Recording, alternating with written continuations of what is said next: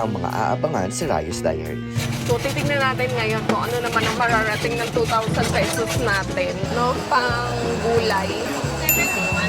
Okay, ang natira dun sa 2,000 na budget natin is nakaraos na tayo guys, 2,000 pesos budget. Alam nyo, pag ngayon talaga kayo na malengke, 1,172. And ang sarap niya, na-surprise din ako sa lasa, grabe. Kung katulad ko kayo na nanay na always nag-iisip ng ipapabaon sa mga anak nyo, this is the perfect appliance, kitchen appliance na pwede nyong gamitin. Buksan natin. Wow!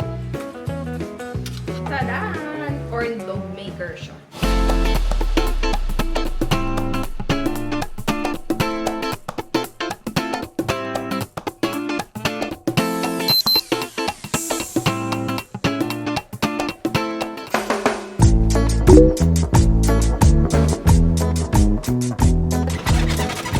Ganda-gandahan ako today dahil ako ay may taga-bitbit. Dalawa kaming namamalengke ni Jet, kaya nakapag-dress ako. Diba, panira yung hangin. Nahangin yung hair ko. So, punta tayo ng palengke. Tayo ay meron 2,000 pesos na budget.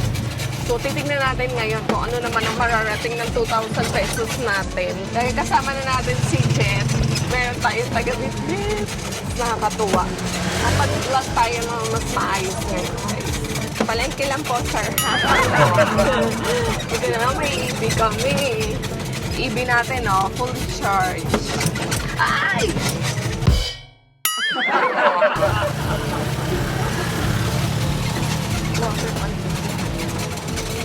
Ito pa.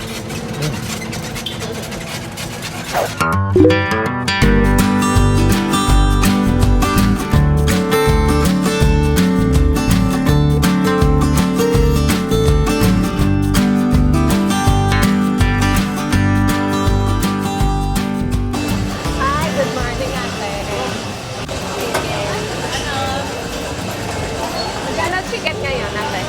220. Magnolia. Ito na ate. Medyo malaki. Isa. Las-las na yung leeg.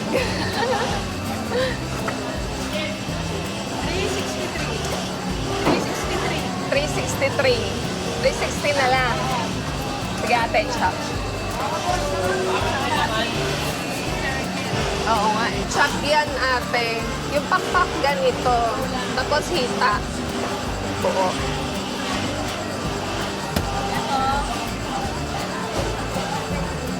Ano po? Gano'n? Yes. Yan, ganyan yan te. Tapos dalawa lang, okay na. Wala. May gusto ko bang batiin natin? May gusto ko batiin? Hello sa mga suki. Oo nga, mga suki ni Ate Evelyn. Ano ang pangalan ni Ate? O assistant mo, isa? Merly. Si Ate Merly. Merly? Ito Merly. ako. Opo. Ang tinola to. Yes. Pwede tayong umano, bili ng atay, no? Pang gulay. Hindi ako plastic, ate. Yan. Nung nakaraan kasi may nakakabit. Eh, masarap ganito lang. Di ako nakain ng ano eh.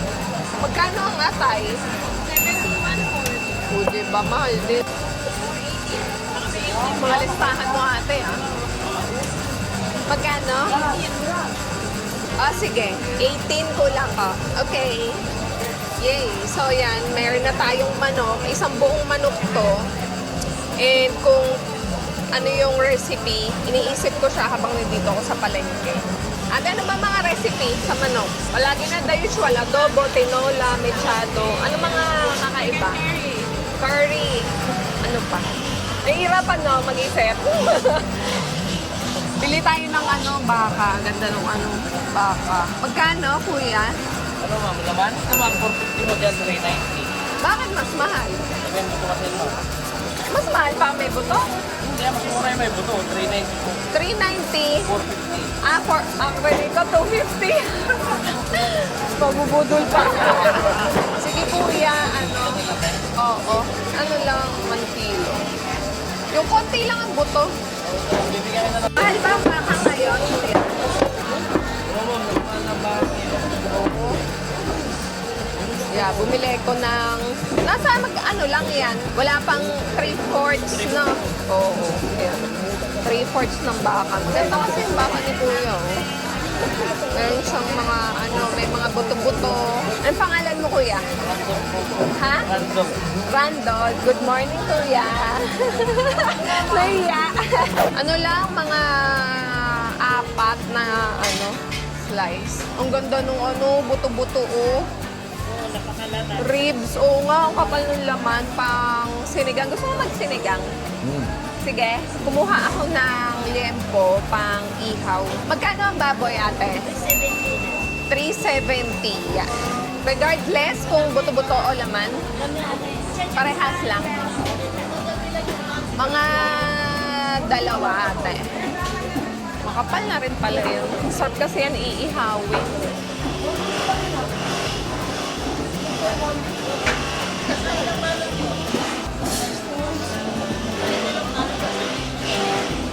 Pili ka na, tayo yung maganda.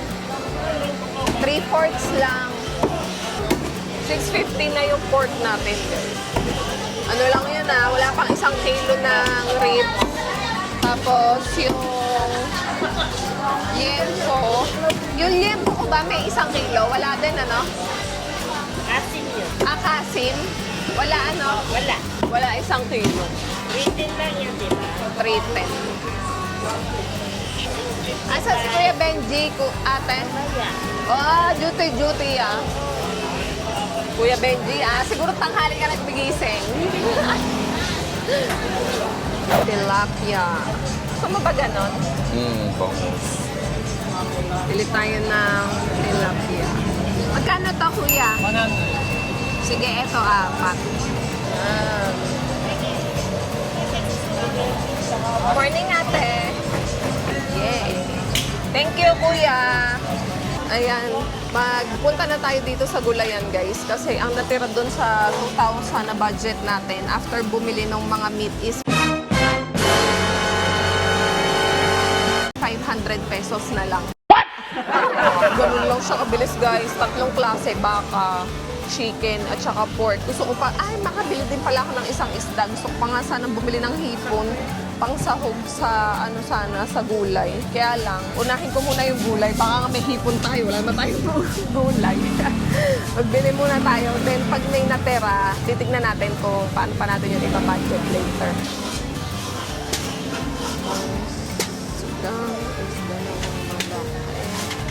Kuya, pag isang buwet, 50.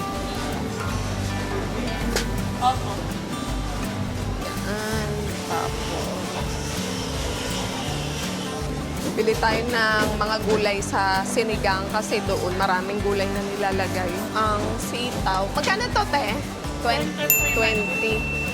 20 ang sitaw, guys. Grabe. Ganyan lang siya kakunti. Kukuha tayo 2. Ang sigang. Tapos, labanos. Ang cute ng labanos. Maliit lang siya. Okay na to. Okay na to. Yan. Tapos, tapos, ayun, mayroong sigarilyas. Buti magaganda yung mga sigarilyas. Ate, nasa na yung kasama mo? Ano pangalan niya? Alpine. Alpine. Parang Alpine milk. Charin. Nag-comment siya doon sa video. Napanood niya kasi. Ba't wala din siya nung nakaraan, no? Panggabi po kasi. Panggabi. Hanggang gabi bukas kayo, te? O mga hapon? Opo. Oo, kasi nga gulayan pala sila. Kaya bukas hanggang gabi hapon. Yan. Tapos, gabi. Masarap kasi may gabi pag sinigang. Kuha tayo yan. Kami lang naman 2 ni Claudie kumakain ng gabi. Okay na kaya ito sa amin ni Claudie. Ayan, isang maliit. Tapos, kangkong. Hala, payat ng kangkong. Bakit ganun ang konti ng kangkong? Konti lang talaga kangkong, te. Magkano yun? Bahala ka po. 10 pesos. Ito yung 20. 30 na to. Wow. Dati 20 pesos, ano? Mahal kangkong ngayon. Bakit? Yan ang di kaya. Galing bagyo, so recover ko lang ngayon. Kaya mamahal ko lang. Mahal din kasi ang crudo ng sasakyan. Mahal pala ang kangkong. O, di ba? Yung dating 20, 30 pesos na. Ito yung 10 pesos nila para sa mga budgetarian. So, okay na yan. Di, maglalagay pa ba tayo? Ang okra magkano? 20 lang po. Okay na laban. 20 okra. Kuha tayo ng siling green pala.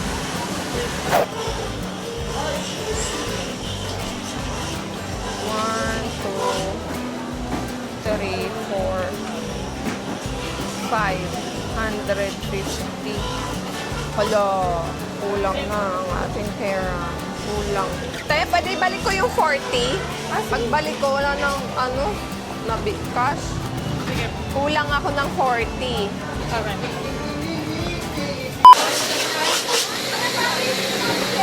Dalawang kailangan ko.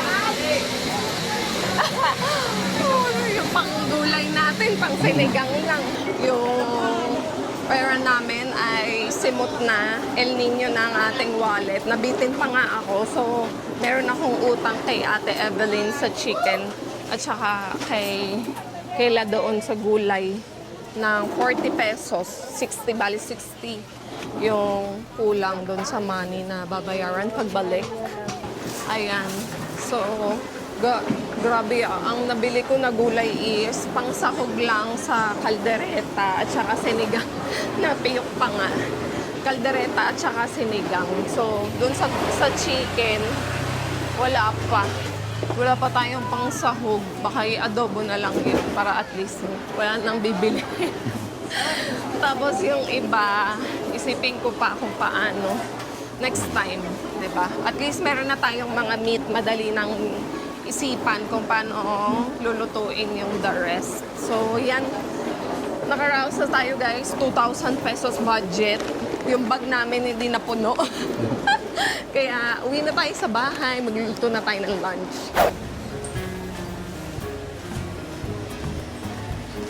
Naalala ko, dala ko pala yung cellphone ko. So, punta tayo dito sa Robinsons at magta-transfer na lang tayo kasi kailangan ko pang bumili ng mga iba pang ingredients na available dito sa grocery. Kuha ako ng dairy cream. Kasi pala, excited ako ipakita sa inyo.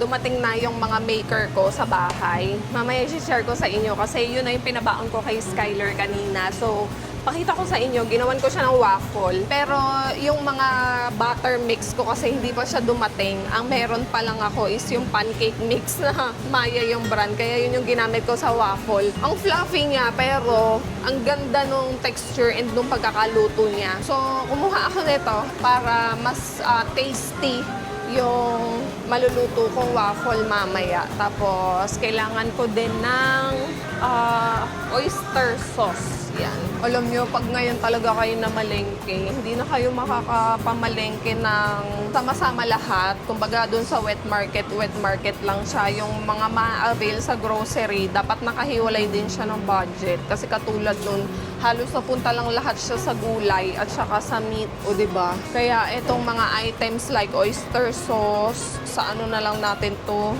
ikakarga sa online payment. So, kuya, kuha tayo ng oyster sauce. Ano pa yung kailangan ko dito? Wow, meron pala silang sesame. Mahal pala yung 200. Gusto ko din ito eh. Malasa kasi ito, masarap. Tapos, yan. Tapos, chicken cubes. Beef cube. May beef pa pala ako. Wala na akong beef yan. Chicken and beef. Tapos, chicken, beef, and pork. O, diba? Patulad niyan, magre-restock tayo. Ito pa lang guys, 38 pesos. Halos 39 pesos ang isa. Di lagpas 100 na to. 3 peraso pa lang. Yan. Tapos, kailangan pala natin ng liver spread. Hala, walang rino. Yan lang. May ka-rewards kayo. Wala po, hindi ko dala. May shopping ka. Paper bag na lang. 1172. Kunin na natin yung pinamili. Thank you po. Punta na tayo sa ano natin. Sa karosa. Karosa talaga. Daming mga fruits. Uso na naman yung santol. Gusto ko na naman magsinantolan. Kailangan hirap magkayod. Ang lalaki ng santol, oh. Ang sarap sana magsinantolan. Kailangan hirap magkayod. Tapos magastos sa niyog. Ang pinakamasarap kasi na sinantolan para sa akin is yung creamy siya dahil sa gata.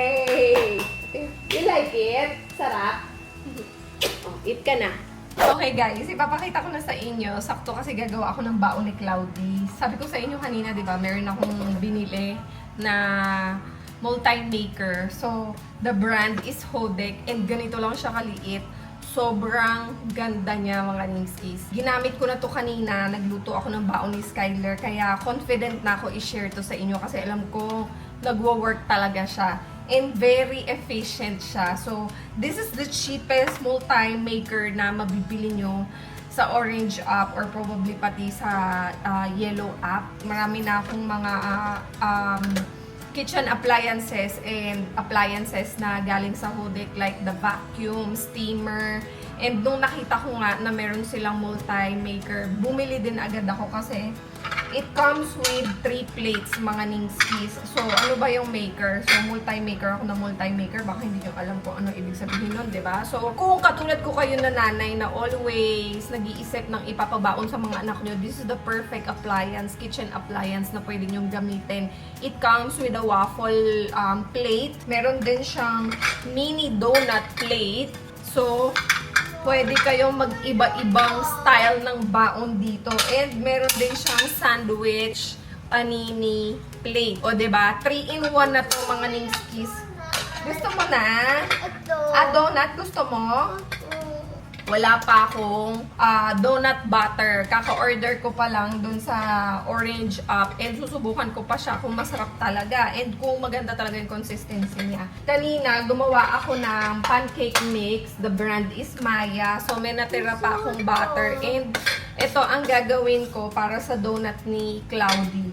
Ayan. As I told you guys, sobrang dali lang nitong gamitin. And very efficient siya. Hinugasan ko na yung mga plate ko kagabi pa. So, ang gagawin natin is papalitan natin tong waffle plate. Kung ganyan lang, ipupush nyo lang siya 2 beses. Dahil magkabilaan yan, guys. Dahil ito ay iniipit, no? Para maluto siya ng pantay. And, i-insert lang natin yung ating donut maker. So, donut plate pala. Yan. Yan, ganyan lang siya kadali. Bago ko ilagay yung butter, lalagyan ko muna siya ng dairy cream. Tapos, gamit lang kayo ng ganito. Punasan natin yung pinaka lalagyan natin. Lalagay ko lang ang ating mixture dyan. So, yan. Once na puno na yan, guys, isarado na natin. Tapos, aantayin lang natin yan maluto. Ayan. Namatay na yung, ano niya, yung power niya. So, ibig sabihin, luto na to. Mainit talaga siya, guys, ha. Buksan na natin. Wow! Nakakatuwang cute, cute, cute, cute. Idadunk natin. Wow! Sarap naman ang baon ni Cloudy. Wow! Sarap naman. Sarap. Masarap ba? Bakit ka tumatawa? Pwede na palang magtenda nito eh. Pwesto ko doon sa labas ng school nila. Happy talaga ako. Natutuwa talaga ako doon sa purchase ko, guys. Ayan.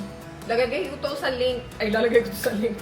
Ilalagay ko sa comment box yung link niya. Umorder na lang kayo. Naku, may enjoy nyo talaga. Tapos, ang bilis pa niyang linisin since natatanggal yung mga plate niya. O, diba? Hindi ka mahihirapang magkakakalkal kasi meron akong maker dito na hindi natatanggal yung plate. So, ingat na ingat ako pag hinuhugasan ko siya kasi, syempre, no, iwasan mong mabasa yung wirings at saka yung nasa loob para hindi siya masira. Ito, very convenient kasi natatanggal. Pwede mong sabunin. Actually, 2 yan yung in-order ko na maker. Ito yung isa. Ang brand naman ito is Sukani. And, tadaan! Corn dog maker siya. Parang yung waffle or corn dog maker. Yan. Ganito naman yung size niya. Yung pwede mong lagyan ng filling sa loob. Or hotdog mismo. Diba? Sa susunod, ito na may ipapakita ko sa inyo. Pag dumating na yung mga ano ko, mga butter. Ready ka na? Wala ko pang baon. Gay naman itong baby boy ko, ha. Tingin nga. Oh, sus.